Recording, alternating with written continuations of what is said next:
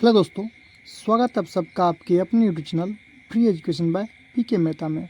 और आज की इस वीडियो में हम बात करने वाले हैं बिहार पुलिस कांस्टेबल परीक्षा, जो कि आपका अगस्त 2024 का 25 तारीख को होने वाला है, जो कि पिछली बार क्या हुआ था, कैंसिल हो चुका था।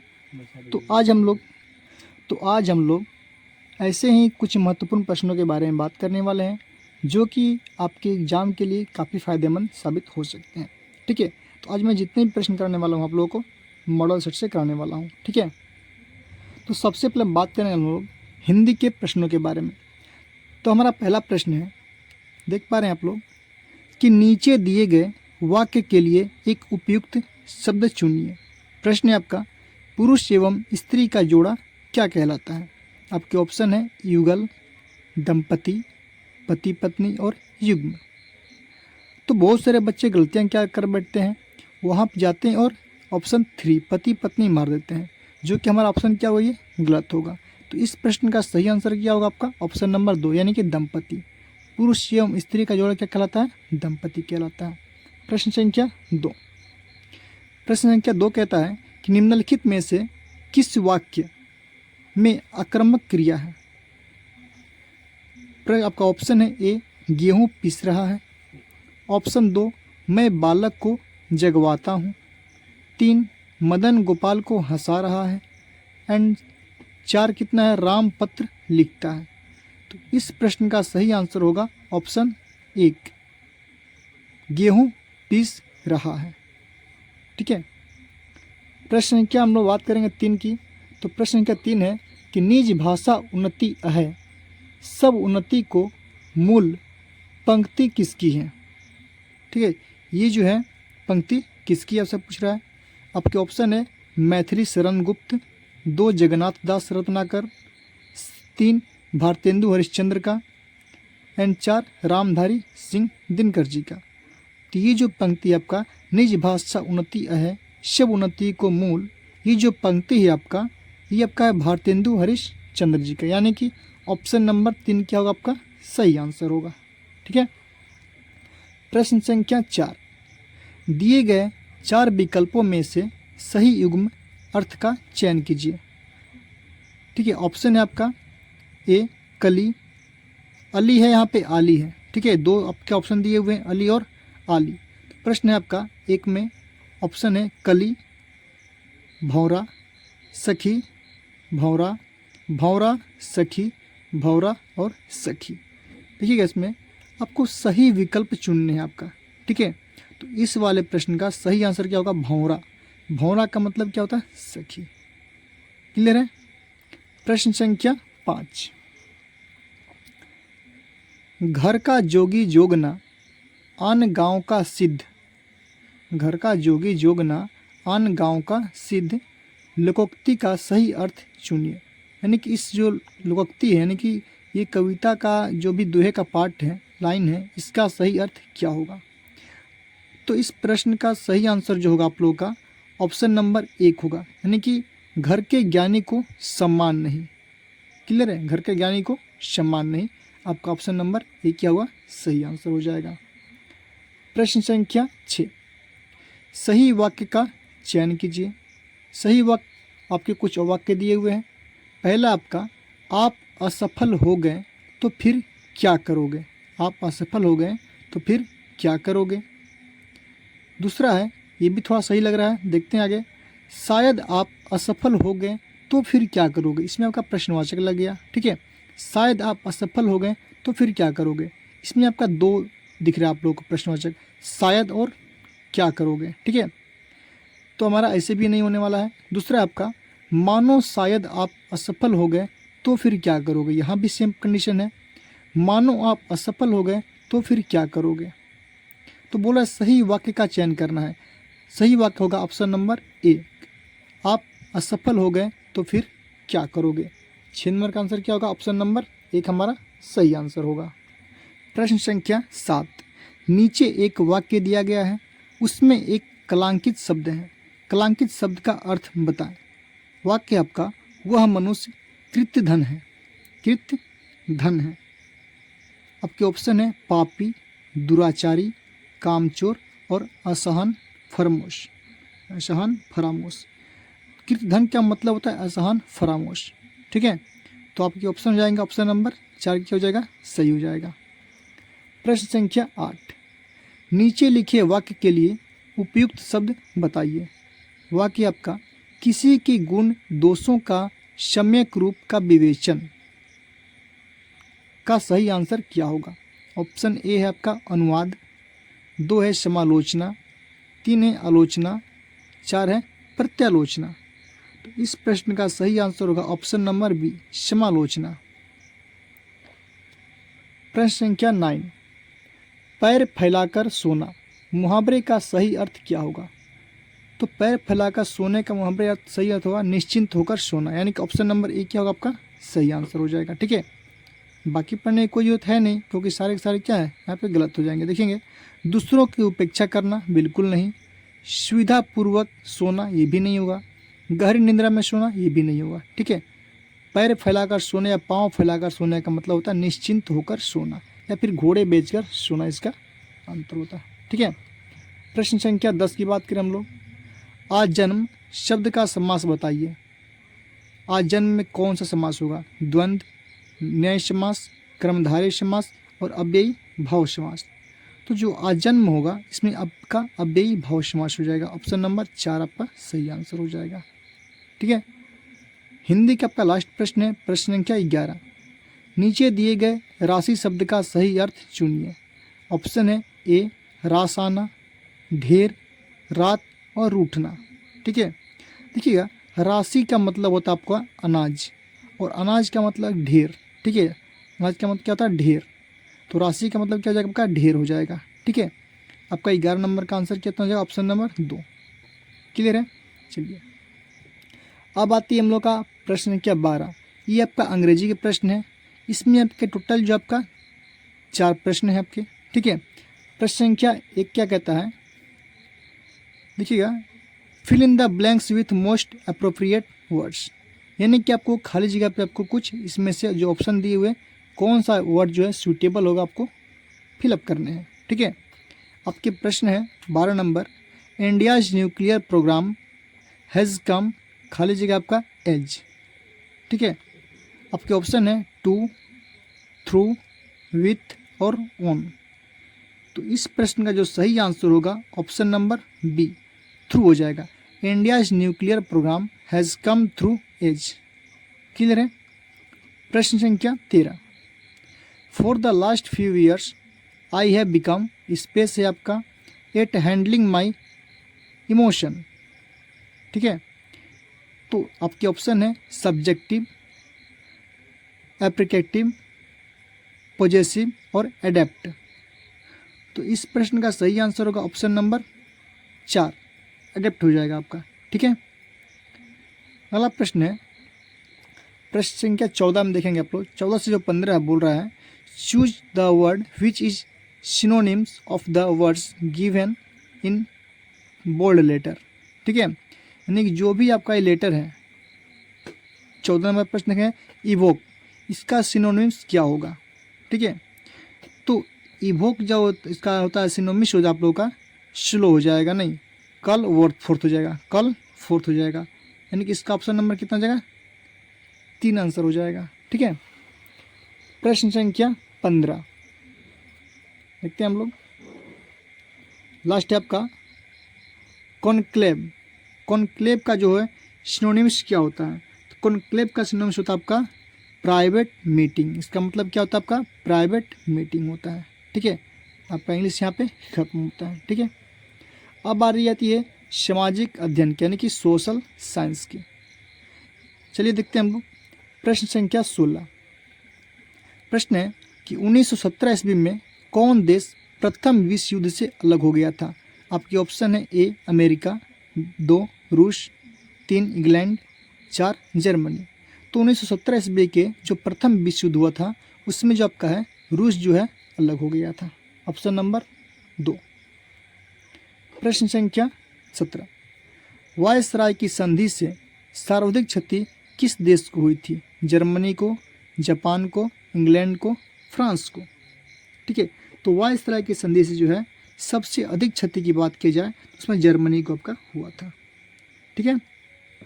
चलिए प्रश्न संख्या 18, साम्यवादी शासन का पहला प्रयोग कहाँ हुआ था?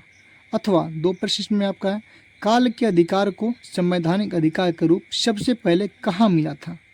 ठीक है, दोनों प्रश्न का आंसर आपका सेम होगा। ठीक है, आपके ऑप्शन है रूस में, जर्मनी में, 3 आपका इंग्लैंड में, 4 फ्रांस में। तो इस प्रश्न का सही जो आंसर होगा आपका, ठीक है, रूस में होगा। ठीक है, साम्यवादी शासन का जो पहला प्रयोग हुआ था वो आपका रूस में हुआ था, या फिर काल का जो अधिकार है वो संवैधानिक अधिकार रूप जो है सबसे पहले रूस में मिला था। ठीक है। प्रश्न संख्या 19, अक्टूबर 1917 की बोल्शेविक जो क्रांति हुई थी, बोल्शेविक क्रांति का नेतृत्व किसने किया था? स्टालिन ने, लेनिन ने, और ट्रॉट्स्की ने, और खुश्चेव ने। तो सबको पता होना चाहिए कि 1917 की जो अक्टूबर में बोल्शेविक क्रांति हुई थी उसका जो नेतृत्व करते थे, ठीक है, वो आपका कौन थे? ये आपका लेनिन थे। Option number B. प्रश्न संख्या 20 की बात करें हम लोग, कांग्रेस ई का चुनाव चिन्ह क्या है? ठीक है, तो कांग्रेस छाप का जो आजकल चल रहा है, 2 ही पार्टी चल रही है, भारतीय जनता पार्टी और कांग्रेस। तो कांग्रेस का जो चुनाव चिन्ह है आपका हाथ छाप है। आपका ऑप्शन नंबर क्या हो जाएगा? 3। वहीं बात करें हम बीजेपी का, तो क्या हो जाएगा आप लोग का? भारतीय जनता पार्टी का चिन्ह क्या होता है? कमल फूल छाप। देखेंगे हम लोग प्रश्न संख्या 21, संप्रति केंद्र में किस पार्टी की सरकार है? ठीक है, भारतीय जनता पार्टी की, कांग्रेस की, जनता दल की, या फिर राजद की। तो संप्रति केंद्र है ना, इस पार्टी में जो है इसकी राजग की सरकार है। इसकी है राजग की सरकार।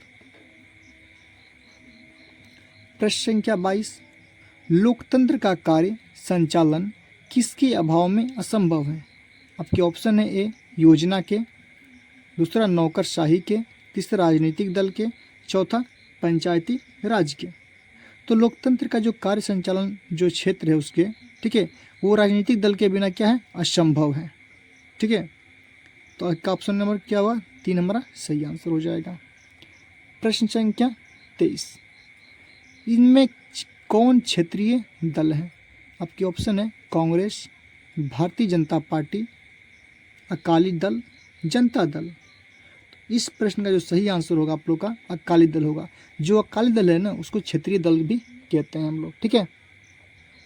प्रश्न संख्या 24, भारत में अंतरिक्ष प्रणाली से संबंधित स्थलों के युग्मों में कौन सा सही है?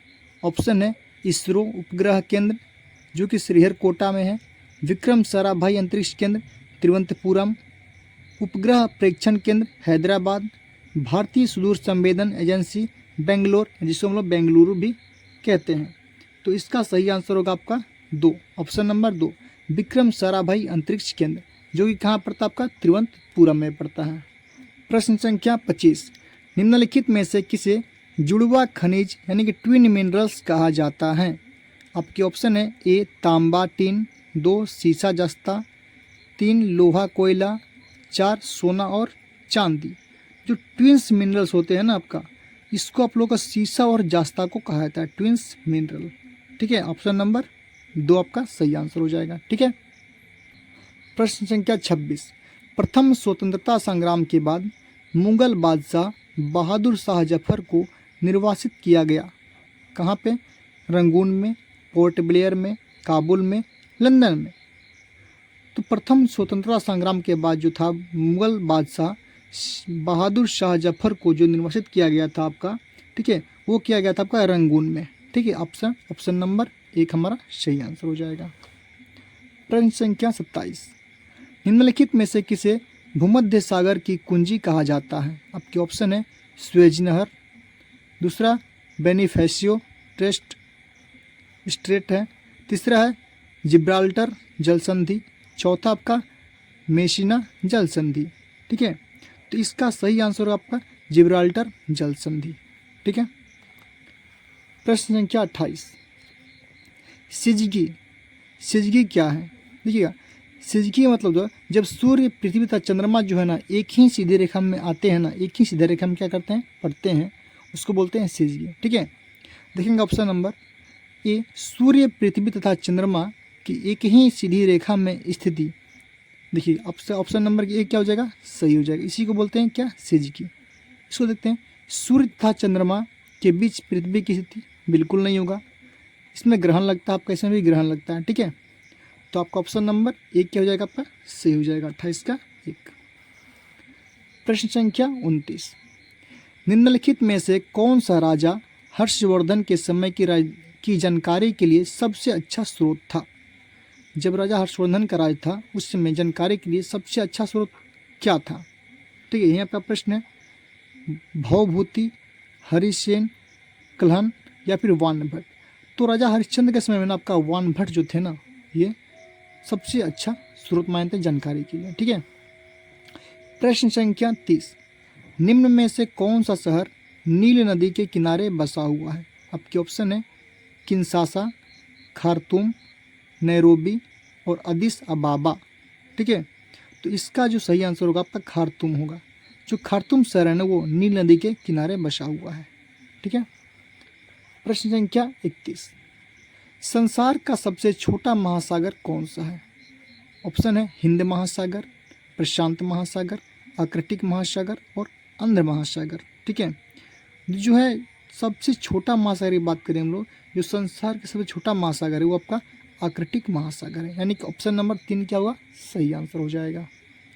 प्रश्न संख्या 32, निम्नलिखित में से कौन सा संविधान संशोधन यह कहता है कि ग्राम पंचायत में 1/3 सीटें महिलाओं के लिए आरक्षित होनी चाहिए, ठीक है। यानी कि 1/3 जो है उसका महिलाओं के लिए ग्राम पंचायत में सीट क्या होनी चाहिए, आरक्षित होनी चाहिए। तो इस 84वां संविधान संशोधन कहता है, ठीक है। ऑप्शन नंबर 2, ठीक है। चलिए अगला प्रश्न है आपका प्रश्न संख्या 33, पेशवा बाजीराव प्रथम द्वारा इनमें से कौन सा इलाका नहीं जीता गया। गुजरात, बुंदेलखंड, उड़ीसा और मालवा।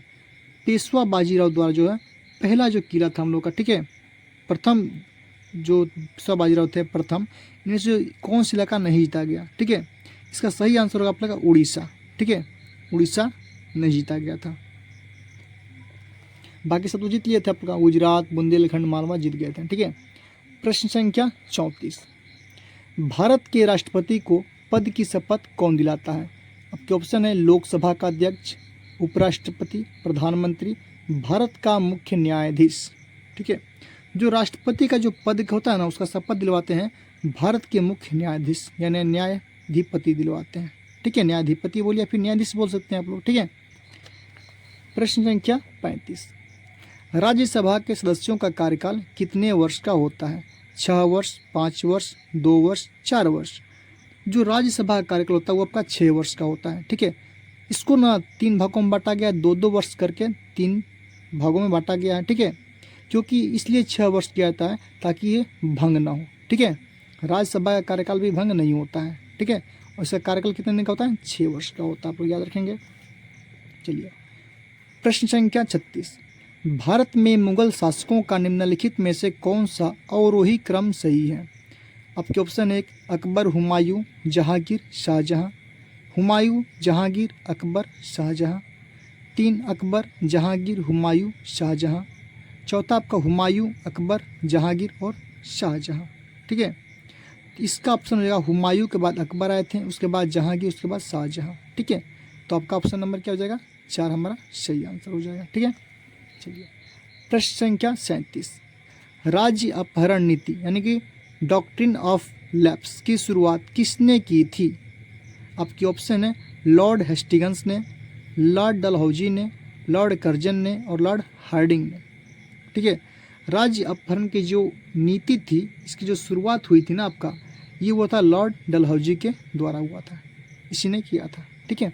Option number 2। प्रश्न संख्या 38, सिंधु घाटी सभ्यता से संबंध स्थान लोथल निम्नलिखित में से किस राज्य में है। आपकी ऑप्शन है आपका पंजाब, गुजरात, राजस्थान और उत्तर प्रदेश, ठीक है। जो लोथल है आपका वो गुजरात में पड़ता है, ठीक है। चलिए प्रश्न संख्या 39, निम्नलिखित में से कौन सा महासागर पनामा नहर से जुड़े हुए हैं। कौन कौन से महासागर जो पनामा नहर से जुड़े हुए हैं। ऑप्शन है हिंद और प्रशांत महासागर, अटलांटिक और प्रशांत महासागर, आर्कटिक और अटलांटिक महासागर, इनमें से कोई नहीं, ठीक है। तो इसका सही आंसर होगा अटलांटिक और प्रशांत महासागर। ये दो ऐसे महासागर हैं जो आपको कहाँ से, पनामा नहर से जुड़े हुए हैं। ठीक है।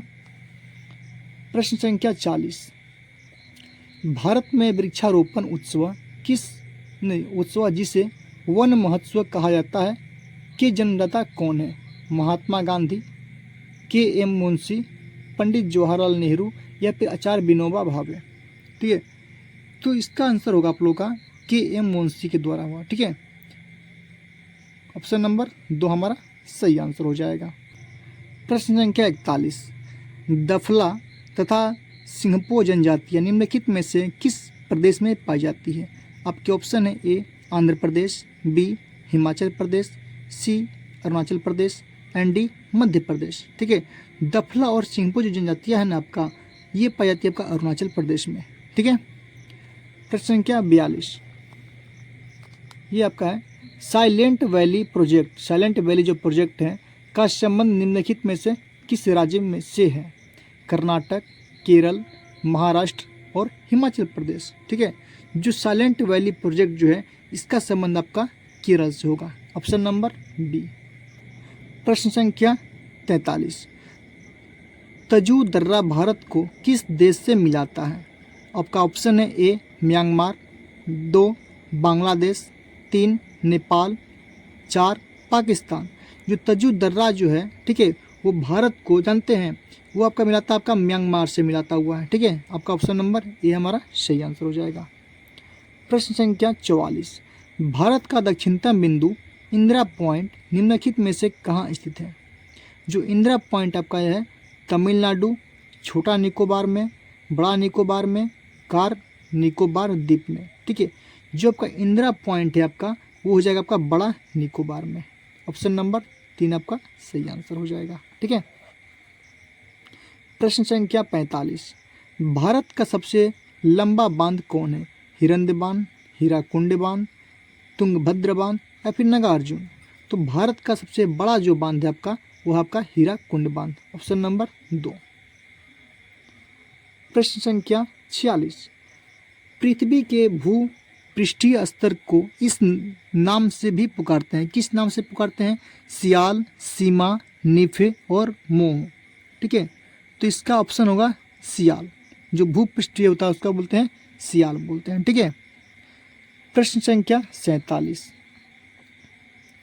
किस अंग्रेज ने पहली बार भागवत गीता का अंग्रेजी में अनुवाद किया था? आपके ऑप्शन है ए विलियम जोन्स ने, बी 2 चार्ल्स विलिंग्स ने, 3 अलेक्जेंडर कनिंघम ने और 4 जॉन मार्शल ने। जो भागवत गीता को अंग्रेजी में अनुवाद करने वाला था वो आपका अंग्रेज था चार्ल्स विलिंग्स ने। ठीक है, विलिंग्स ने। ऑप्शन नंबर आपका 2 क्या होगा? सही आंसर हो जाएगा। ठीक है। प्रश्न संख्या 48, निम्न में से किस भारतीय शासक ने आधुनिक तर्ज पर विदेशों में अपना दूतावास खोला था?